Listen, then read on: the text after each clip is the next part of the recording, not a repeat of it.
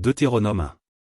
Voici les paroles que Moïse adressa à tout Israël, de l'autre côté du Jourdain, dans le désert, dans la plaine, vis-à-vis de Suph, entre Paran, Tophel, Laban, Hatséroth et Dizahab. Il y a 11 journées depuis Horeb, par le chemin de la montagne de Séhir, jusqu'à Kadès-Barnéa. Dans la 40e année, au 11e mois, le premier du mois, Moïse parla aux enfants d'Israël selon tout ce que l'Éternel lui avait ordonné de leur dire. C'était après qu'il eut battu Sihon, roi des Amoréens, qui habitait à Hesbon, et Ogé, roi de Basan, qui habitait à Ashtaroth et à Édréi. De l'autre côté du Jourdain, dans le pays de Moab, Moïse commença à expliquer cette loi, et dit. L'Éternel, notre Dieu, nous a parlé à Horeb, en disant, vous avez assez demeuré dans cette montagne. Tournez-vous, et partez, allez à la montagne des Amoréens et dans tout le voisinage, dans la plaine, sur la montagne, dans la vallée, dans le Midi, sur la côte de la mer, au pays des Cananéens et au Liban, jusqu'au grand fleuve, au fleuve d'Euphrate. Voyez, j'ai mis le pays devant vous, allez, et prenez possession du pays que l'Éternel a juré à vos pères, Abraham, Isaac et Jacob, de donner à eux et à leur postérité après eux. Dans ce temps-là, je vous dis, je ne puis pas, à moi seul, vous porter. L'Éternel, votre Dieu, vous a multiplié, et vous êtes aujourd'hui aussi nombreux que les étoiles du ciel. Que l'Éternel, le Dieu de vos pères, vous augmente 1000 fois autant, et qu'il vous bénisse comme il vous l'a promis. Comment porterai-je, à moi seul, votre charge, votre fardeau et vos contestations? Prenez dans vos tribus des hommes sages, intelligents et connus, et je les mettrai à votre tête. Vous me répondîtes, en disant, ce que tu proposes de faire est une bonne chose. Je pris alors les chefs de vos tribus, des hommes sages et connus, et je les mis à votre tête comme chefs de 1000, chefs de 100, chefs de 50, et chefs de 10, et comme ayant autorité dans vos tribus.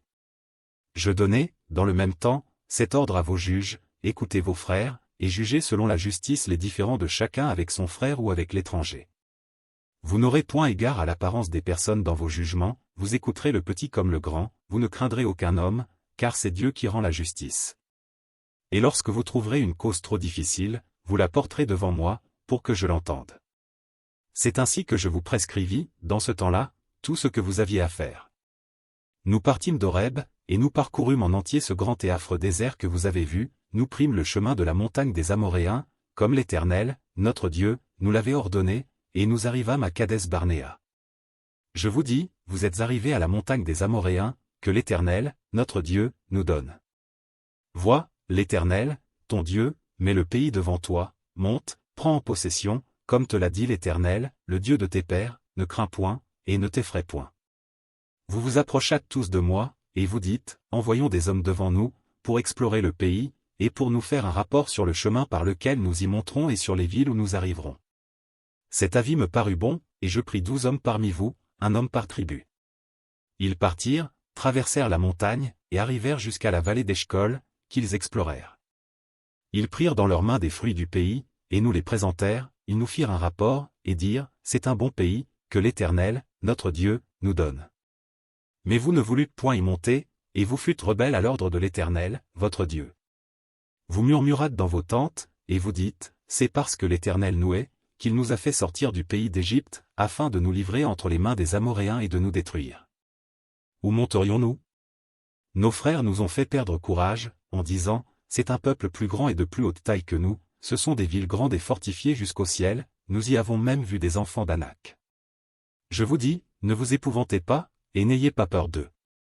L'Éternel, votre Dieu, qui marche devant vous, combattra lui-même pour vous, selon tout ce qu'il a fait pour vous sous vos yeux en Égypte. Puis au désert, où tu as vu que l'Éternel, ton Dieu, t'a porté comme un homme porte son fils, pendant toute la route que vous avez faite jusqu'à votre arrivée en ce lieu. Malgré cela, vous n'eûtes point confiance en l'Éternel, votre Dieu. Qui allait devant vous sur la route pour vous chercher un lieu de campement, la nuit dans un feu afin de vous montrer le chemin où vous deviez marcher, et le jour dans une nuée. L'Éternel entendit le bruit de vos paroles. Il s'irrita, et jura, en disant. Aucun des hommes de cette génération méchante ne verra le bon pays que j'ai juré de donner à vos pères. Excepté Caleb, fils de Jephuné, il le verra, lui, et je donnerai à lui et à ses enfants le pays sur lequel il a marché, parce qu'il a pleinement suivi la voie de l'Éternel. L'Éternel s'irrita aussi contre moi, à cause de vous, et il dit, toi non plus, tu n'y entreras point. Josué, fils de Nun, ton serviteur, y entrera, fortifie-le, car c'est lui qui mettra Israël en possession de ce pays. Et vos petits-enfants, dont vous avez dit, ils deviendront une proie. Et vos fils, qui ne connaissent aujourd'hui ni le bien ni le mal, ce sont eux qui y entreront, c'est à eux que je le donnerai, et ce sont eux qui le posséderont. Mais vous, tournez-vous, et partez pour le désert, dans la direction de la mer Rouge. Vous répondîtes, en me disant, nous avons péché contre l'Éternel, nous monterons et nous combattrons, comme l'Éternel, notre Dieu, nous l'a ordonné. Et vous ceignîtes chacun vos armes, et vous fîtes le projet téméraire de monter à la montagne. L'Éternel me dit, dis-leur, ne montez pas et ne combattez pas, car je ne suis pas au milieu de vous, ne vous faites pas battre par vos ennemis. Je vous parlais, mais vous n'écoutâtes point, vous fûtes rebelles à l'ordre de l'Éternel, et vous montâtes audacieusement à la montagne. Alors les Amoréens, qui habitent cette montagne, sortirent à votre rencontre, et vous poursuivirent comme font les abeilles, ils vous battirent en Séhir, jusqu'à Horma. À votre retour, vous pleurâtes devant l'Éternel, mais l'Éternel n'écouta point votre voix, et ne vous prêta point l'oreille. Vous restâtes à Kadès, où le temps que vous y avez passé fut de longue durée.